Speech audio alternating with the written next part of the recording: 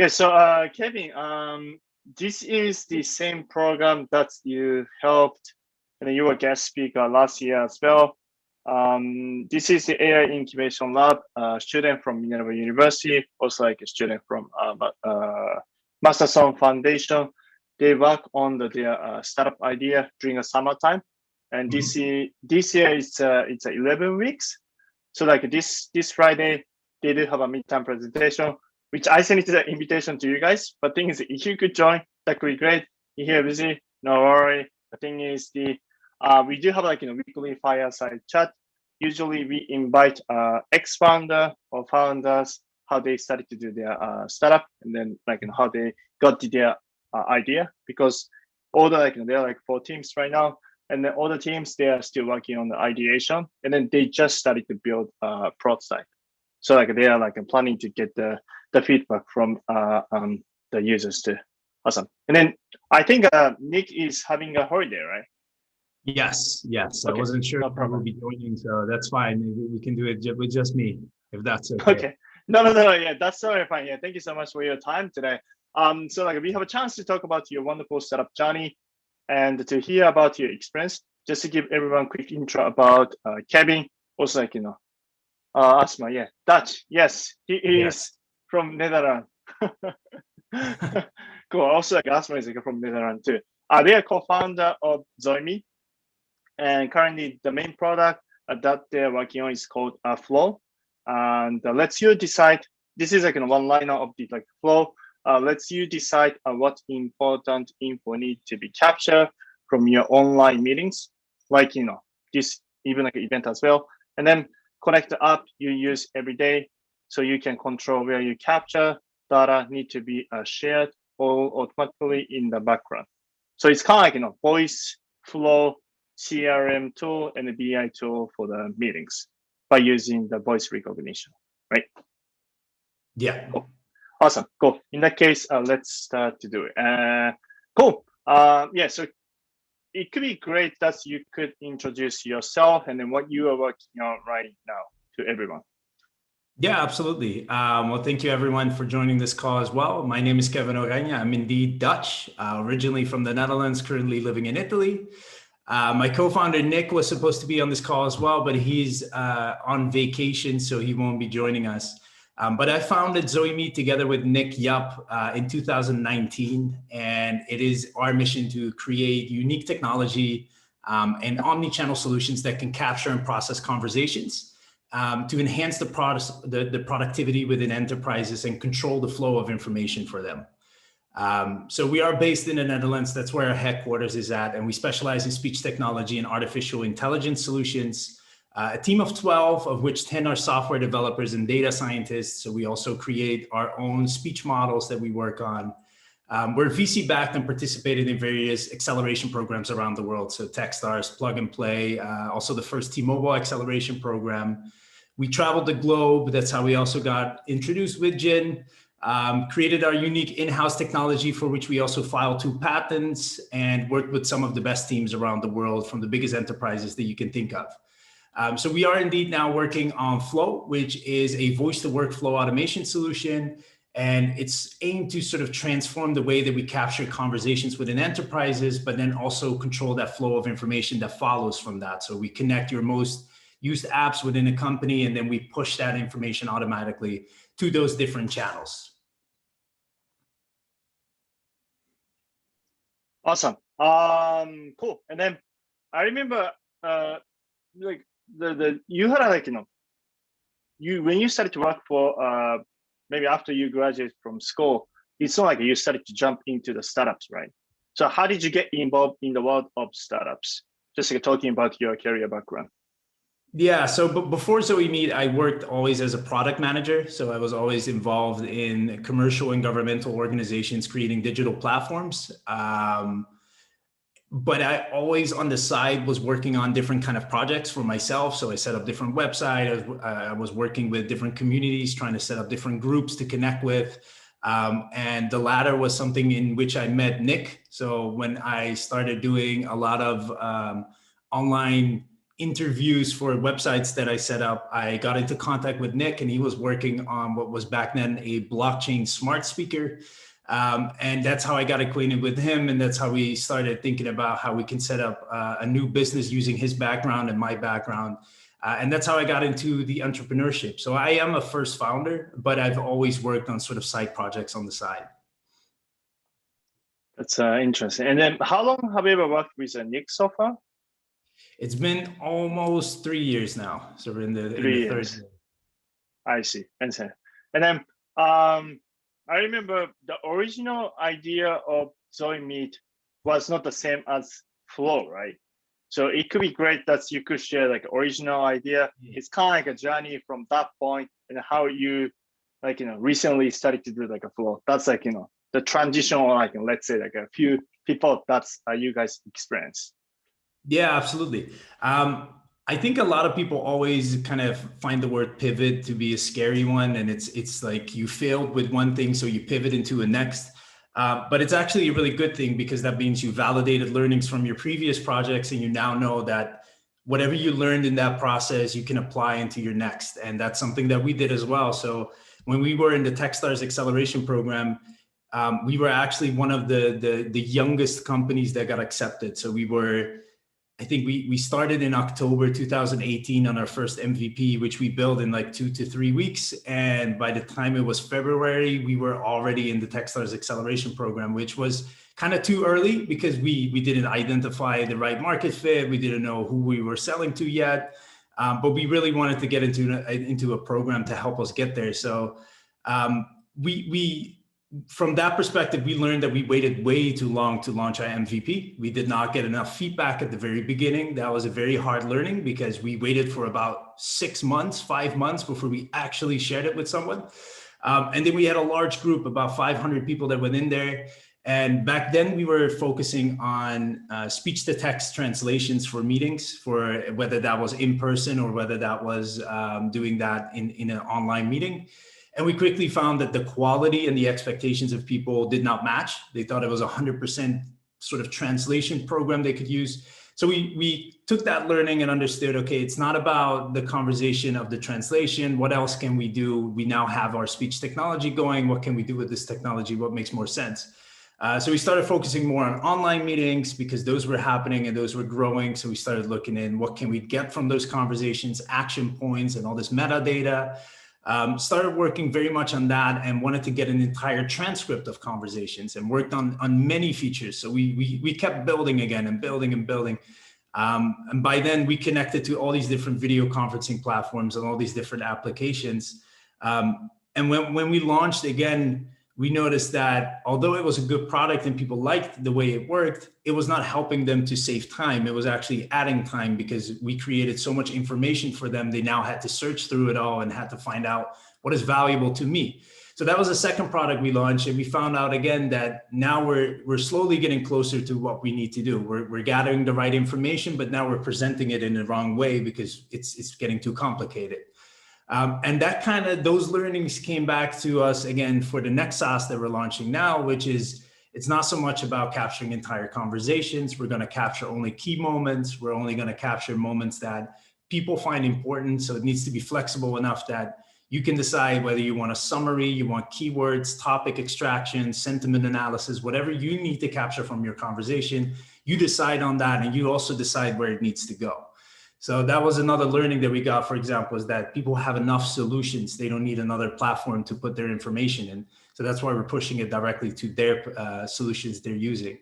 So we went through a lot of different processes there. And in the meantime, we also always worked on what we call projects. So we would work with enterprises on different solutions. So one thing that we created as well was transcriptions and translations in augmented reality glasses together with Verizon in the US. And that was showcased right now in their innovation labs. We also brought it to Japan, walked down the streets and gave everyone the translation experience, which was pretty cool.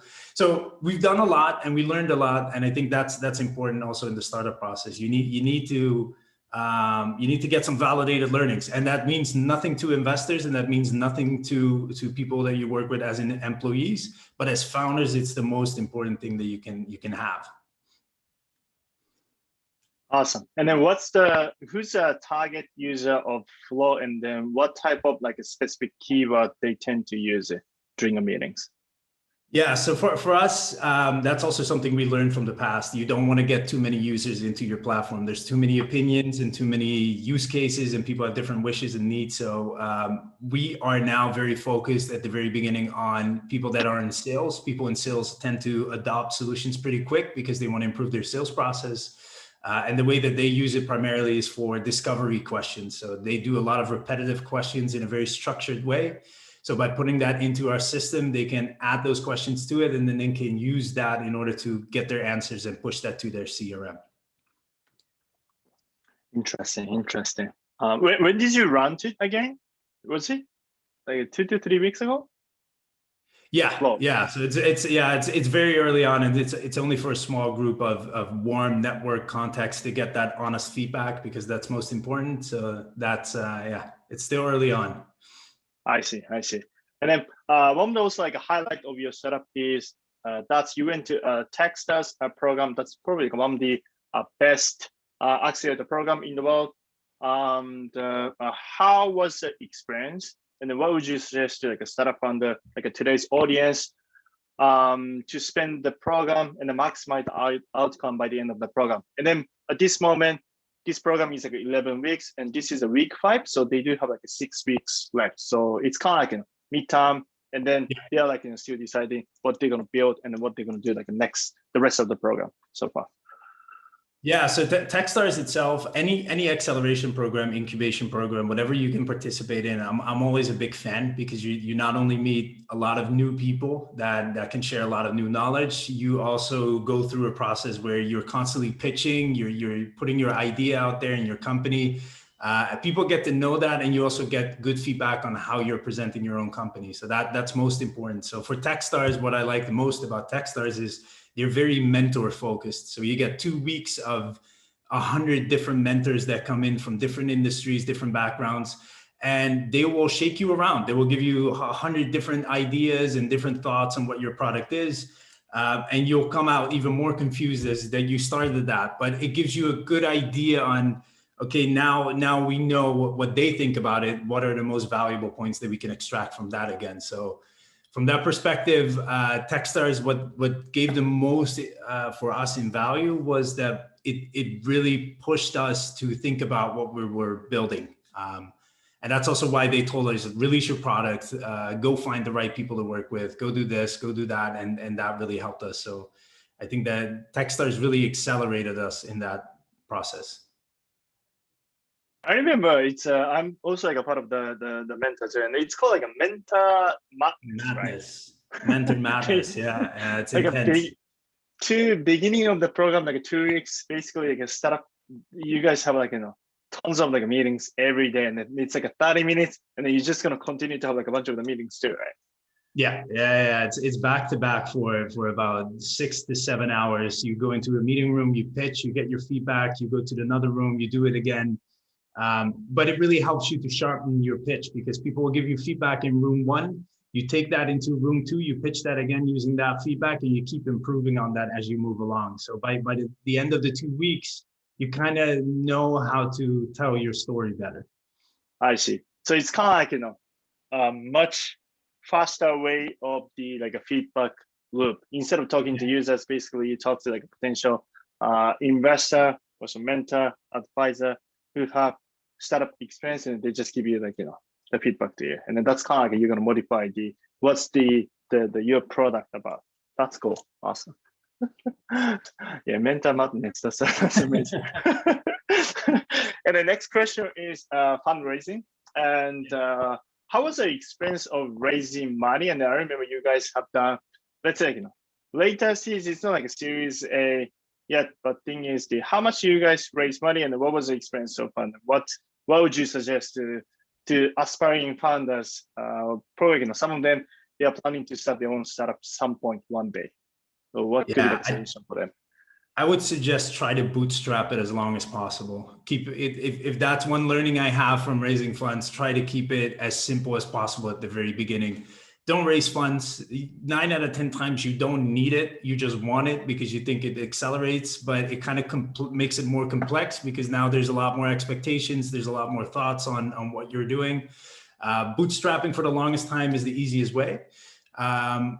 Until you get to a point, of course, where you're like, okay, now we have the right users. We know who we're selling to. We have some revenue coming in. Now we need to like really get investors on board because we can go and grow the company. What we did is we raised funds very early on. We found 3 angel investors. So I went on LinkedIn and we literally scraped and sent out messages to every single investor that we could find that had the name Angel in their LinkedIn profile. Message. I did 100, 200 calls, just kept going and pitching the idea. It took a very long time because we got funds from Techstars, which was about $120,000. And we ran through that pretty quick because we had an external development company back then. Now we have our own developers, but back then we spent about 10 to 15K per month on development, which was a lot. And then we got to August, I remember. And while we were in August, we were in Japan because we were also doing the Plug and Play Japan program. And we ran out of money. There was no more money. Funds was done. The budget was no longer there. So we figured, okay, we have to go back to bootstrapping ourselves and then go back into the process of raising funds. But luckily, we got a call from one of the investors in the Netherlands. He said, once you're back, let's discuss a deal. We closed that, which was 220,000 euros. So it wasn't a lot, but it helped us enough to get going and move forward and hire our own development team. And then we got a VC to come on board last year. And I would say whenever you're a startup, try to avoid the VC process for as long as possible. It's not that they're bad people or they have bad intentions in any case, but the expectations of what you need to do and achieve is something that that can be difficult because there's a lot more expectations, as I mentioned before. And a VC is very much driven on revenue. And they want to see growth, and growth is important. And if you're not achieving that, it can become a difficult process of where you need to explain yourself why that growth is not happening. And as I mentioned before, validated learnings it means the world to you as a founder because now you know what you shouldn't do and you know what you should do. Before a VC, that means absolutely nothing because yeah, great for your learnings, but what about your growth? So to date, we raised about, in total from everything that we've done, we raised about 1.5 million in dollars, and we grew a team to about 12 people, and we still have enough runway left to keep going for the next 12 months. But we are planning to raise another round in the next 4 months because we need to continue the growth of the company. And that's also a process. Once you start raising, you kind of don't stop raising. Once you close your first round, you are already in discussions about your next round because that's the flow of raising funds. It takes a lot of time. In that sense, raising money from angels, investor, also VCs, different, right?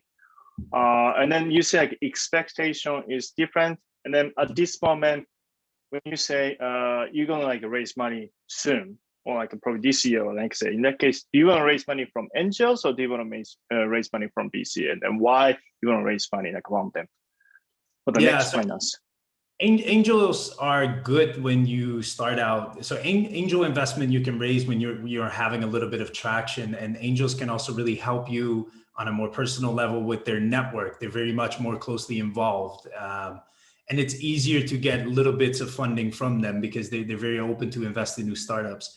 VCs really look at your numbers. What have you achieved and where are you at? And the difference with a VC is not, again, that they're bad or they have bad intentions. It's they're doing business with you. So that's a different level. An angel investor sees the potential at a very early stage, where a VC looks at where are you now and what is the next step.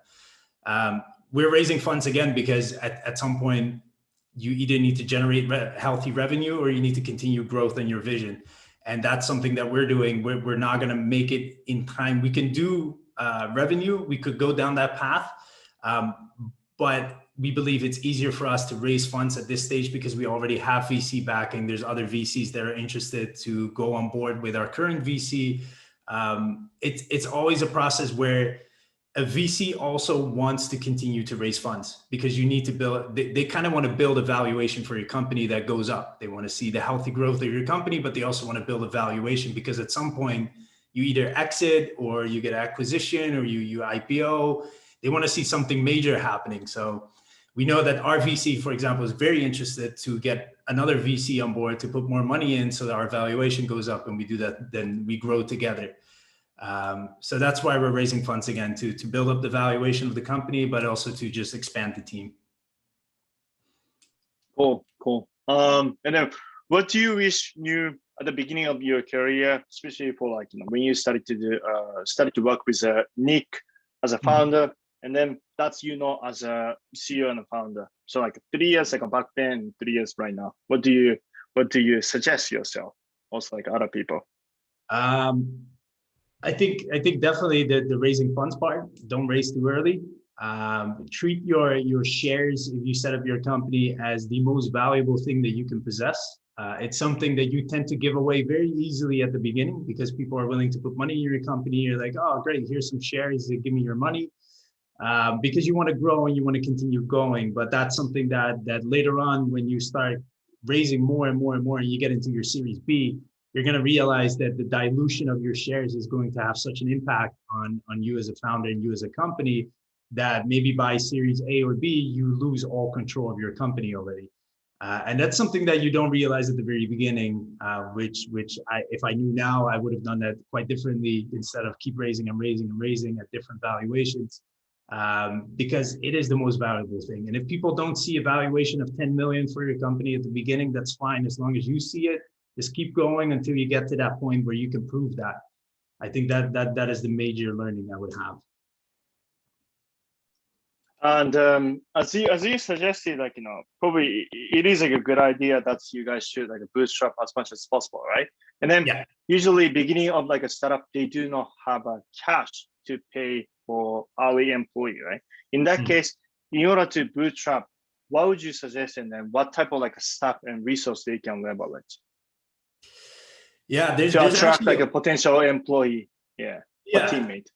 There's actually a lot of free resources that we also didn't know when we started this. So for example, if you're building something that uses communication channels such as text or voice, you can go to Twilio, and Twilio will give you $5,000 for free as a startup program.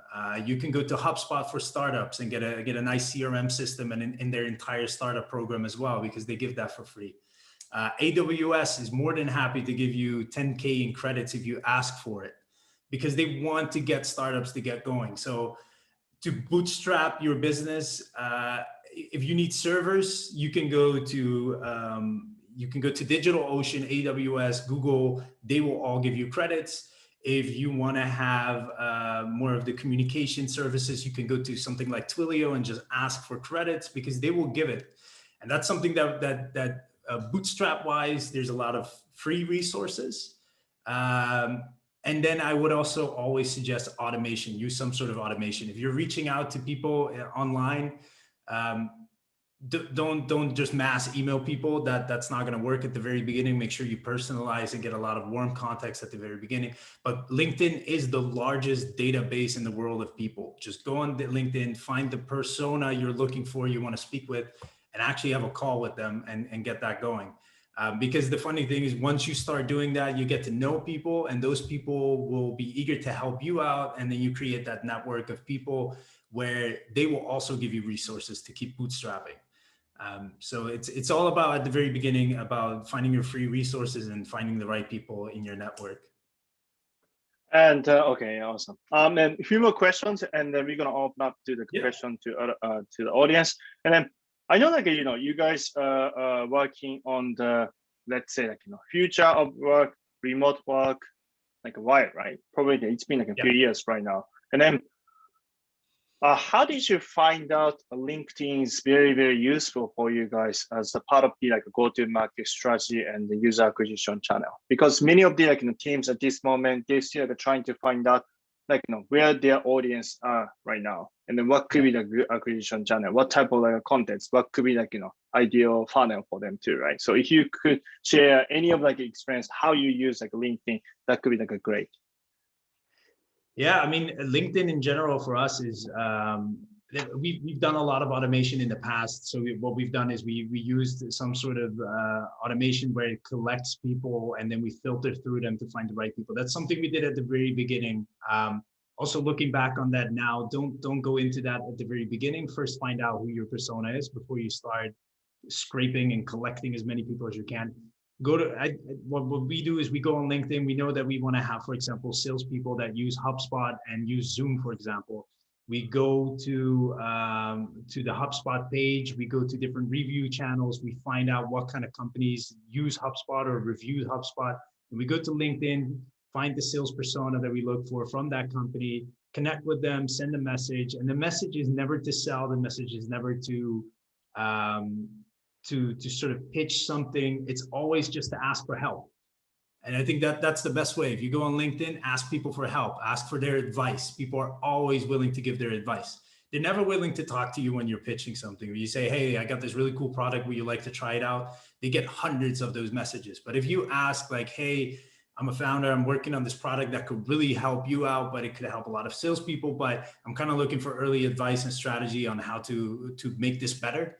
They'll be curious. They're like, oh, how can I help? And why do you need my help? And then you can get into that conversation. That's also how we pitch to investors, by the way. That's also, we never said, hey, we have this really cool product, we're looking for money. We just said, hey, we have this product. I would love to hear your opinion as an angel investor if you ever came across something like this, and hear your first thoughts. And then you get on a call, and then during the call you can pitch. But the first thing is to get them on a call. Never type, never email. Email works when it's mass sending cold emails and you need to just hit and miss and just shoot something. But I think if you really want to speak to someone, that's the most important thing. You can ask a lot more questions during a call than you can do in an email. And then usually like people are willingly to set up a call with you guys. Hey, yeah, I mean, not everyone, yeah. Of course, not everyone. So if you reach out to 10 different people, maybe 3 will reply. One will say, no, I'm sorry. And one will say, okay, that's fine. Let's do it next week. But I really can't stress the importance, especially at the beginning of a startup. I wish we did it at the very beginning, which we're doing now with the new platform, is really call with people, keep calling with them, especially when they start using your product. That's most important, because you need to know, what is your feedback? What are we missing? What are we doing well? And those kind of things. And yeah, LinkedIn is just a big bunch, big database of leads and prospects and customers potentially that you can reach out to. But the first step is to see are you solving their problem, and what is their problem, and how is your solution going to help that? So that's a learning. You're not selling a platform. You're not selling a product, a tool. Never call your product a tool. A tool just means like they already have a bunch of tools. They need a solution. I think that's the most important thing. Interesting. And then before you guys started to like scrape, you guys already have like a kind of like a clear idea of who's going to be like a persona, and based on that one, you guys started to like scrape. You wanted to like maximize like a prospect, and then started to like reach out to people on LinkedIn as much as possible.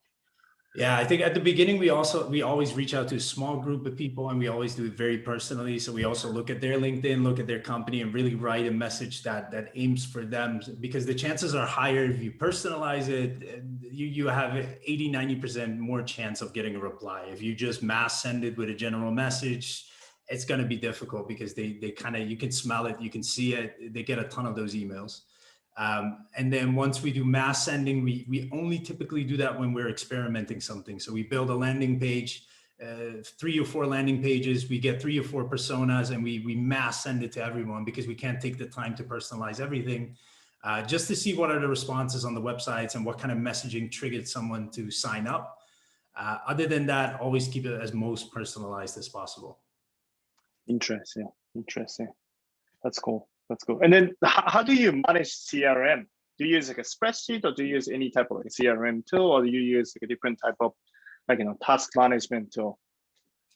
Yeah, I think CRM wise, we should use it a lot better. We do use HubSpot, because HubSpot is free. It's easy. It's you can put your contacts in there. You can connect your HubSpot to Gmail as well, so you can keep track of the flow of emails. You can track how many times they opened it. I know that Jin loves this. That's everybody uses it.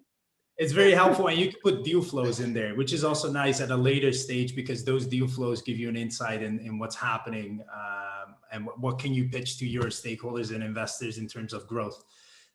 But I know that very often Nick will work in a spreadsheet on his own because he's targeting his own sort of group of people, and I'm working on my own set of people.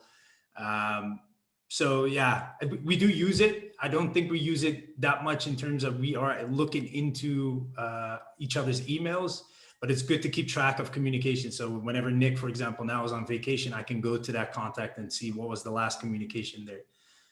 From that perspective, it's good. I see. That's awesome. And then my last question, and then I'm going to pass over to everyone. I just want to know, like, what do you think about future of work, also like a voice trend? I mean, the Clubhouse, they do have like a 4 billion variation right now. The reason is like after there is like 1 billion, like one of the rumor is like Twitter offer them to acquire Clubhouse, right? And then basically existing investor Anderson Horowitz, they did a follow up, right? And then another one is like after that, basically Twitter started to like kind of build new like a voice tool, and then Slack, Spotify, so many like in the consumer companies, they started to build like a voice communication or platform right now, right?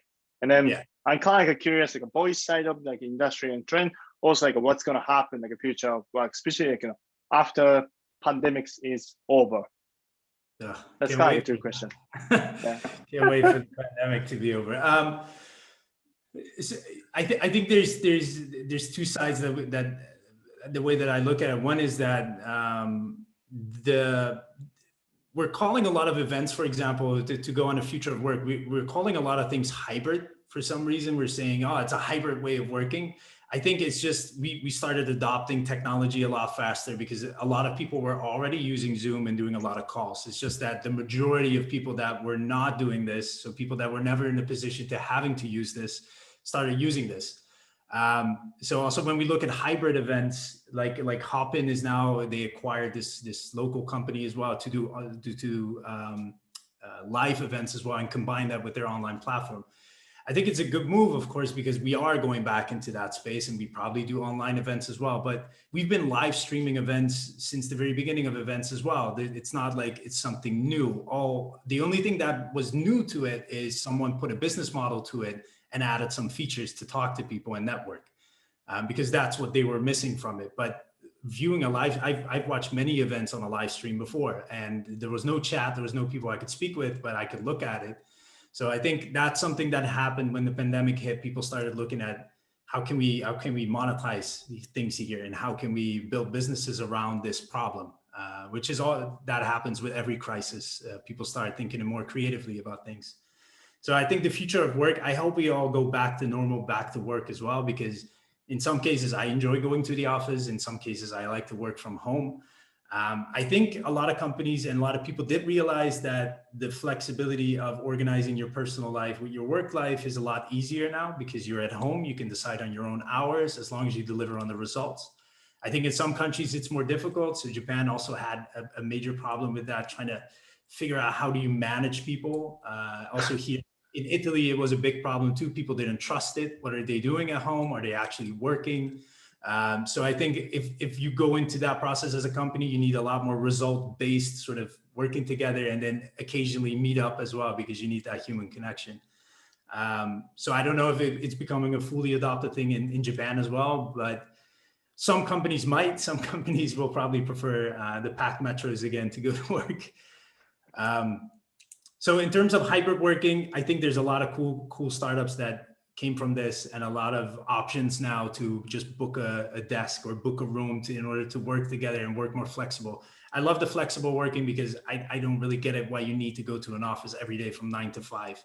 You might want to work out, go to the gym in the morning because you feel more energized to do that in the morning and feel more relaxed to work on coding or something that you work on in the evening.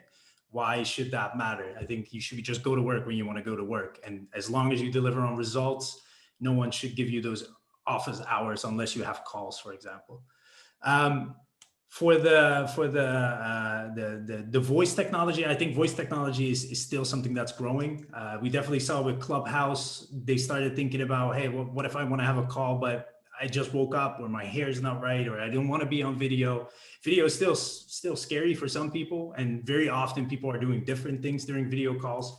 Everyone is doing something different right now because that's just how it works. You're listening, but you don't really have to look at someone's video, to be honest. So I think Clubhouse really hit the nail on that one. It also got flooded pretty quickly with a lot of people pitching themselves. That's the downside of it. It becomes very quickly a sort of a brag and boast promotion channel for people that are giving their life lessons. But the concept of it made sense that Twitter wanted to do it, and then Slack wanted to do it, and then Facebook started doing it. So I think they created a new way of looking at how to use voice technology. I think they could have sped up the process where they did events. I think that's something that they wanted to do now. They were looking for ways to monetize it. I think that was something they could have done a bit sooner, because that could have led to more quality kind of content. When people have to pay for something, they really want to have to pay for something. And now you see a lot of people, as long as I look at reviews, they're really complaining about the quality of those rooms and what's being discussed.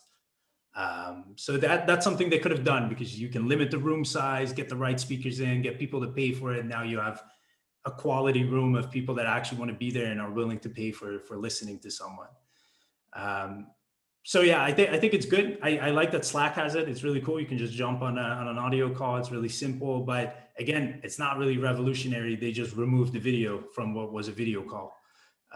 So from that perspective, speech technology is definitely going to grow much more in enterprises, because it's already being used to monitor sales calls, customer calls. It's becoming more important to track data. There's a lot of conversational data that can be used to identify business decisions. So there's a lot of value in that.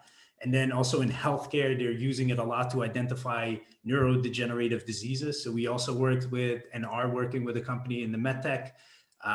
They are looking at diseases like Parkinson's and Alzheimer's. Using your voice, you can actually identify early biomarkers in your voice that can identify diseases. So they're starting to explore more and more what the voice can do and what you can extract from that and what it can bring to you potentially. So from that perspective, I think it's going to grow a lot more over time. Not so much even in the voice assistants. I think assistants like Alexa and Google are fun, but they still miss that human interaction where you can actually ask questions and have a conversation. So I think it's going to go more into data and analytics for that. I see. Do you use any of the voice assistant? I have a Google Home at home, but I think we use it sometimes for fun to play a game on, and we play music on it. Other than that, I don't really interact with Google at all. I see. Yeah, interesting. All right, Asma is leaving. All right, no problem. Thank you, Asma. All right, cool. Let's open up the questions. Anyone has any questions? Feel free to ask Kevin. Yeah, go ahead, Koda. You mentioned that advancing through funding rounds is essential to grow your company, build a product, but you also mentioned that keeping your shares is also important to keep control of your company. Mm-hmm. I have a question regarding like that trade-off. Yeah. I think it's a good number of shares, or at least the minimum number of shares, to keep for your company while still being able to keep getting funding from your investors. So what is your question exactly? Sorry. It's what's, I guess, the minimum number of shares you want, or actually no, not the minimum. What's a good number of shares that you want to keep while still being able to receive funding from investors?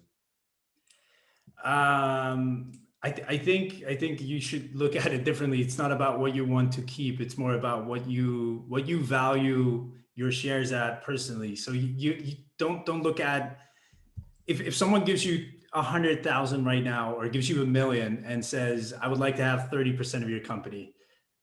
You have to look at what percentage am I giving away and how much can I have still if we continue this funding process. Like you start at a pre-seed, you go to your seed, you go to your series A, series B, but by the time you hit series A, but you already gave away 30% at the very beginning, there's not a lot left, and you're gonna lose control, and you're basically gonna work for a VC. That's how the process transition is going to be.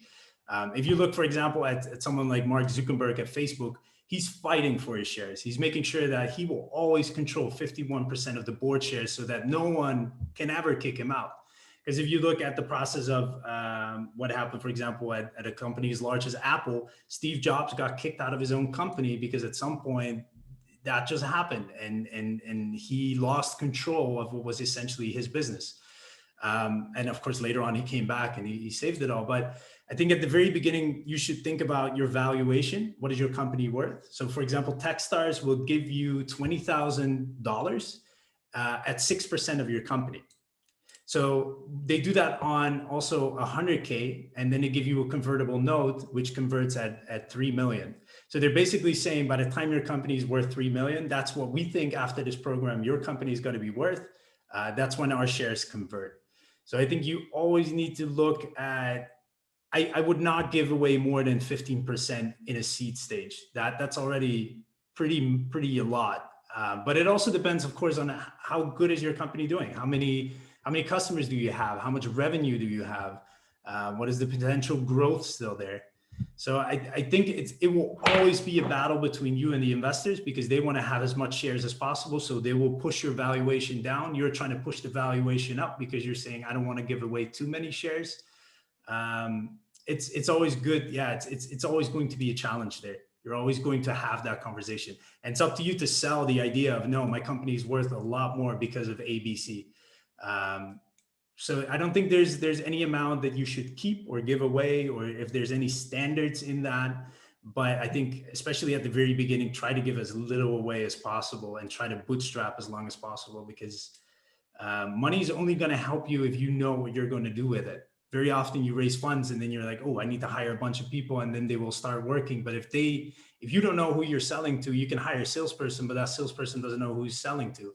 And if you haven't defined where you want to be in a year from now with your product, you can hire 10 developers, but if they don't know what they're building and where they need to go, then they're just building by the week, and that's not going to go well. So raising funds needs to have a very clear defined path of where you're going to use the funds for, and never raise more than you need. Very often we want to raise more because we think it's cool. You can raise $1 million at a 10 million valuation or something like that. Better to raise very small at the beginning, and then naturally try to grow that so that later on you have a better chance in your Series A or Series B, because that's the most important round. That's where you're going to scale and blow up. Does that answer the question? Yep, it does. Thank you. Yeah.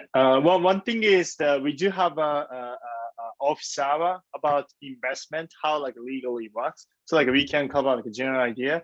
And then one, like, just adding the Kevin's comment, it really depends on the company. Like we can probably give like a general idea, like each like a Series A, B, C, D, like a public, when they go like a public, like they raise this amount of money and X, Y, Z and stuff. The thing is, another interesting companies, for example, I'm not sure if you guys know the company is called Bumble. It's the UK based dating app. They are focusing on female, basically, right? And then the founder of Bumble used to be a co-founder of Tinder. That's like a dating app too. And then she kicked out from Tinder, and then she started to work on Bumble. And then there are like some like an internal issue, like when she left like a Tinder and then she started to work for like a Bumble. She just raised only, I think, one round, and then from one of the biggest investor, that's like probably like one of the Russian famous investor, and then she gave like a 50% of the company for the Series A, but it's already like a 5 million or something like she raised at the 50 million valuation, and then that's the investment. Like she has also like another angel investor, but thing is like, and then she just went to like a public, if I remember correctly. So she just raised only like once in the big amount. The thing is, the reason why she could raise like tons of money at the beginning of the company was because she had enough track record what she had done at the previous company, right? So it's really depends on like how they're gonna do it, also like who they are, what type of like business they're gonna like have it too, right? The thing is, that's another interesting story. And then Facebook, like Mark Zuckerberg, is like it's like a different like a legal structure too. Like, you know, you have like a dual share structure, and you can have like a different type of like a different class of share. Which one has like a different type of like a rights to declare. But thing is that we're gonna like talk about we're gonna have the office hour week 9. That's we're gonna talk about fundraising and legal. You guys have the like a better idea on that one. But thing is like, you know, yeah, like I agree for the Kevin on that one. I think. And then let's say, yeah. Oh, sorry. I think no, looking go at ahead. your seed, at a seed round, it generally is between 10 to 20% because angels are stepping in very early, so they do have they do want to have a stake in it and have a say in it. But it also depends on how much you're raising, and always define it for 12 to 18 months. Give yourself some breathing room. Don't put it on the dollar that the money you need. Always add some buffer to it, and make sure that that's financially planned. But I think that Jin can tell you a lot more about that during the office hours. And then let's take Johannes' question next. Yeah. Hey, Kevin. Thanks for a nice speak. I guess it was a very interesting journey. I think that my question was kind of answered. I was thinking about what you should do instead of raising equity. Like if you should take in very little money for a low share in the company, or if you should I don't know, ask friends and family for money without a stake, I guess. But I think you sort of answered it already. But also I was thinking, how come you are in Italy? If it's with the company, or if it's for vacation. So I'm in Italy because my wife is originally from Italy. We met in the Netherlands, and from that we kind of made the decision after a year of pandemic living in Rotterdam in the city center. I was kind of done with all the buildings. I needed more scenery, more green, more outdoors life. And my wife wanted to be closer to her family, so we made that shift and moved here. Luckily, it's Europe, so those decisions are easily made, and it's easy to get your ID and just live in Europe wherever you want. So that's the reason why I live here. But thank you for your question. To answer your other, like before that, to ask for money from friends and family, I think you need to be very careful always to involve friends and family when money is involved. It creates expectations, and also you can let people down. So if you do ask money, always think about who you want to ask that for and how certain you are of your case. And also, you don't really have to take that without giving any shares away. You could always just give something in return, or some percentage, or a return on investment, something like that. And I think it's bootstrapping your business means you can also, what is also an opportunity is using convertible notes. I think that's something you can read up on, or you already know about as well, is that convertible notes make it very easy to say to someone, I want to have 200,000 euros or dollars because I want to go down this path. And you can set a valuation when it converts. So you're kind of pushing the valuation backwards. You're not saying our company is worth this now, but if you give me this money, I'm going to make sure that in a year from now, when we raise funds again and really do our seed round or A round, that's when you're going to convert, because I'm promising you we're going to be worth 3 to 5 million by then. And that helps, because that gives the also our VC that stepped on board. It was not an equity round. We did that on a convertible note, because also convertible notes are quick. You have one contract, you make sure that everyone understands what's in there, you make your agreements and you sign it, and the money is transferred. When you go into an equity round, you're going to spend a lot of time on lawyers. It needs to go through your notary. It needs to be going through your share register, and everything is going to cost money, and at least a month or two to get that process going. So I would definitely advise, if you're doing seed or pre-seed, just go for a convertible note. It's really quick. 100% agree. Yeah. We can take one more question, and then we can wrap up this event. Rhythm, go ahead. Hey, yeah. Firstly, thank you for sharing your story. I think it was really insightful. And my question is a little bit before valuation and equity. It's more on focus on how did you confirm your product market fit? Like, what experiments did you run, or like when did you realize like there is a product market fit? So for the current product, that is something that we got from a lot of learnings, but we're still in that process to actually validate that. So when we launched our first product, we did a lot of experiments. So I think experimenting is definitely one of the biggest things that you need to do very early on. That can be with a simple placement of a button somewhere else. It just needs to run as many experiments as you can, because if you're not testing on different people using different kind of value added features or something that you can provide to them, you're not going to find out what's working and what's not. So what we did is we released our product with just transcriptions at the very beginning. When we started the company, we just did transcriptions, and that was for 50% of the people, and the other 50% got the option to register action items. And then we started to look at who's using it more, what makes more sense. And then it turns out that the action items were more important because they didn't like just the transcript. So we figured, okay, so they just want little bits of information. And then we started looking at keywords. What happens when you add keywords to the mix? So then we split it up to 3 groups and added another group that was just using keywords. That's the only thing they could track. And found out that about 35% of the users were using just the keywords, but the rest were just using the action items. So we figured it's adding value, but not enough to make it a huge change. But maybe if we combine the two, we can create something. So then we put the action items and the keywords together and push that to everyone, and then see how is the whole group now responding to this new just the keywords and the action items. So I think if you keep doing that at the very beginning, you're going to find out what creates value and what is actually not creating value. Very often you have assumptions about something and you're going to find out it's not really there. Which is sometimes disappointing because you worked on it, and sometimes it's actually very good. So I think the product market fit at the very beginning, we learned through that process of experimenting, but for what we're doing now, we're back in that same process as you guys are as well. Just trying to find out, what if we tweak this? What if we do A, B, or C? Would that change anything in the behavior? And that's a difficult process. It takes a lot of time and takes a lot of looking at it. I mean, Jin is also using our solution. So we track his usage and what is he doing, and why is our AI not joining, or why is the calendar sync not working? How can we improve on that? And then also listen to his feedback. What does he need and what is he looking for?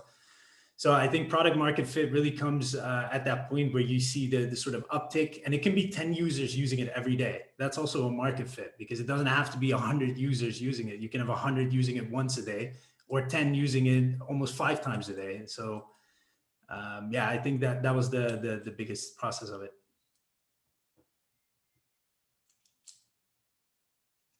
Cool. I mean, actually, we can wrap up this session. But thing is, I noticed that.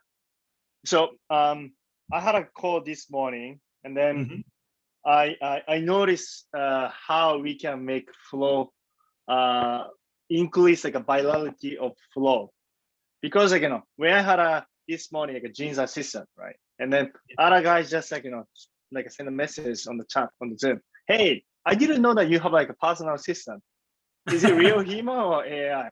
And then I say, no, yeah, I do have actually my secretary. So they are working on behind.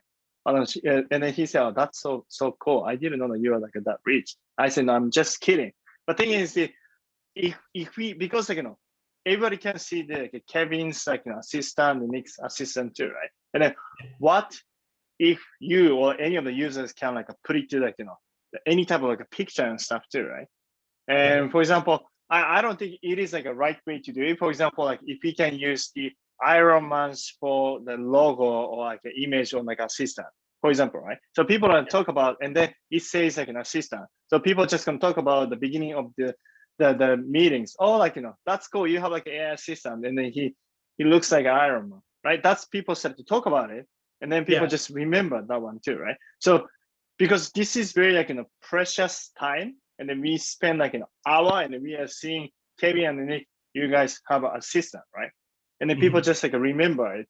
But thing is, in order to remember much more, in order to increase more higher impression, we can make it something visual too. If you guys can do it technically, yeah.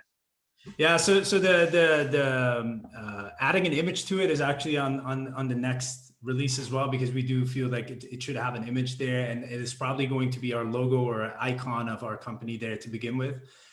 The reason why we put our name there is also a learning we had when there's an AI joining a call and it's called different, it's called the same.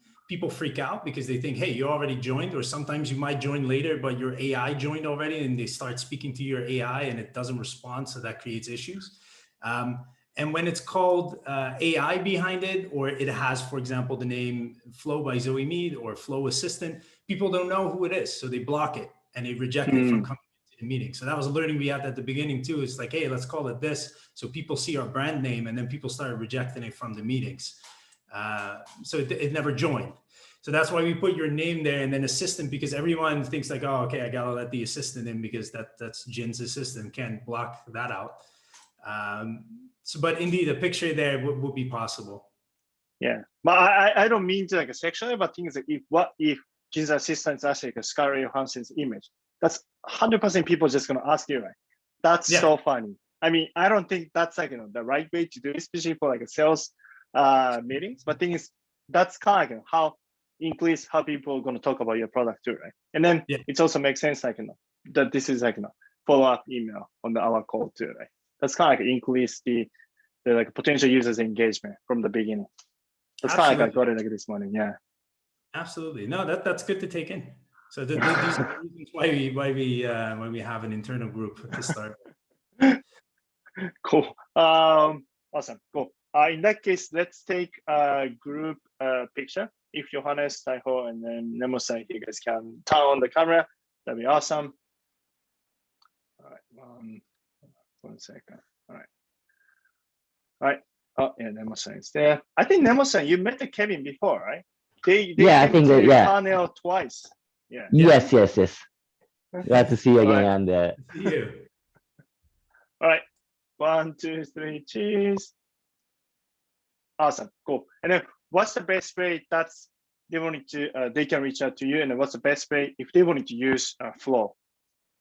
Yeah, I think Flow for now is going to be more of an internal group because that's also still an experimental thing that we're doing. So for now, also because you might not get the value you're looking for, the experience. So for that's still a little bit closed off. But for reaching out, connect on LinkedIn. I mean, Jin, you can also share my email. More than happy to do calls as well to help out if you have questions or like to talk about product. I love talking about digital products and looking at you guys' products because I always enjoy digital innovation. So more than happy to do that as well if you want that. And always connect on LinkedIn. Awesome. In that case, I'm going to send it to this video, also your LinkedIn URL to everyone too. And also like we invite you on this Friday's midterm pitch. If you have like hour, if you could like give them the feedback, that'd be like a very great for them too. Yeah, perfect. Sounds good. Awesome.